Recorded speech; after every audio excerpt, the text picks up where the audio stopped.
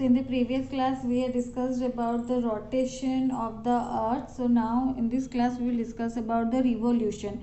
So along with spinning on its axis, the earth also moves around the sun in fixed orbit. I had told you each planet moves around the sun in their own path, fixed path, that is called orbit. So earth also moves around the sun in a fixed orbit. So that movement when sun is moving when the earth is moving around the sun in fixed orbit, that is called revolution. So that movement is called revolution, and it takes 365 whole 1 by 4 days, or we are counting it as 365 days to complete one revolution. That is why 1 year equal to, we are counting 365 days. So this period is called solar year or simply a year. So it takes, the earth takes 365 whole 1 by 4, or we are considering it as 365 days to complete one revolution. That means one movement, complete movement around the sun. So earth moves around the sun in a fixed orbit, that is called revolution, and it takes 365 whole 1 by 4 days to complete one revolution. And because of this, I had told you in the previous class, because of the rotation, day and night takes place. So when earth spins on its axis, that day and night takes place, because the part which is getting the sunlight is having the day, and the part which is not getting the sunlight is having night. So similarly, when the earth revolves around the sun in a fixed orbit, changes of seasons takes place. So rotation causes day and night, but revolution causes changes of seasons. So changes of seasons takes place due to the revolution of earth around the sun, like we can see. So here you can see, this is the revolution of earth around the sun, and how the season, changes of seasons takes place. Like when the north pole is tilted, I had told you the north pole and the south pole, and this is the imaginary line or the axis.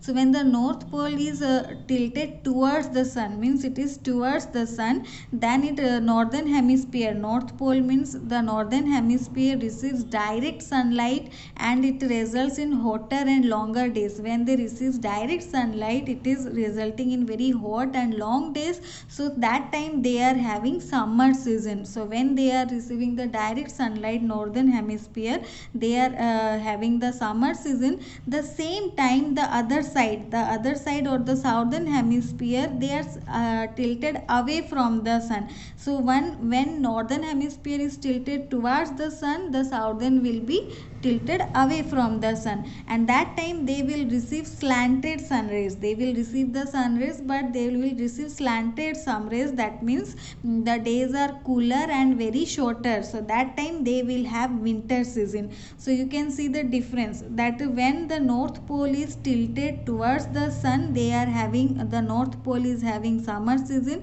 and south pole, since north pole is tilted towards, south pole is tilted away from the sun, and south pole is having winter season. Similarly, when it is coming here the distance for both the hemisphere is equal. Here on the autumn season and the spring season, the distance from the sun, this spheres, both the spheres are equal, so they are receiving equal sunlight. So there is no much hot or cold during these seasons. Again, when here it is coming, now here southern hemisphere is tilted towards the sun, and northern hemisphere is tilted away from the sun. So since southern is tilted towards the sun, southern will be having summer season, and northern is tilted away from the sun, so northern will have winter season. So if one pole is tilted away from the sun, other pole will be tilted towards the sun, and the pole which is towards the sun, they are having summer season, and which is away from the sun, they are having winter season. If we will consider a day, noon is the hottest part of the day, because the sun is directly over our head. The sun rays travel the least distance to reach us. So the hottest part of the day is known as noon time. In the morning and evening, the sun is low in the sky, because sun rays are slanted. They travel longer distance to reach us. So morning and evenings are cooler than the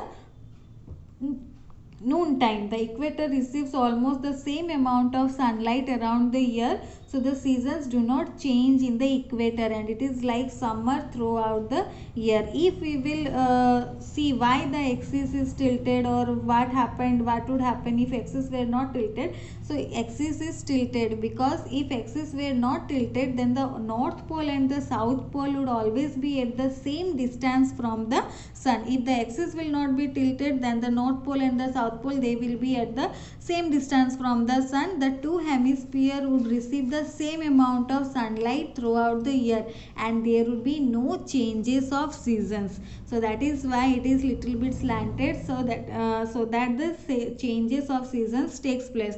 And mainly in India there are 5 seasons in between summer and winter: autumn season, and from winter to summer again spring season. So autumn season and spring season both are neither too hot nor too cold. The fifth season is monsoon. So fifth season in India is monsoon, which brings rain. So it rains for most of the days during the monsoon. So in India mainly 5 seasons are there. The fifth season is the monsoon. So this is all about the rotation and the revolution. So you read your book, you will get some new terms, you have to learn those terms, and then you can write the question answer in your copy, which will be given in the PDF form. You can learn them.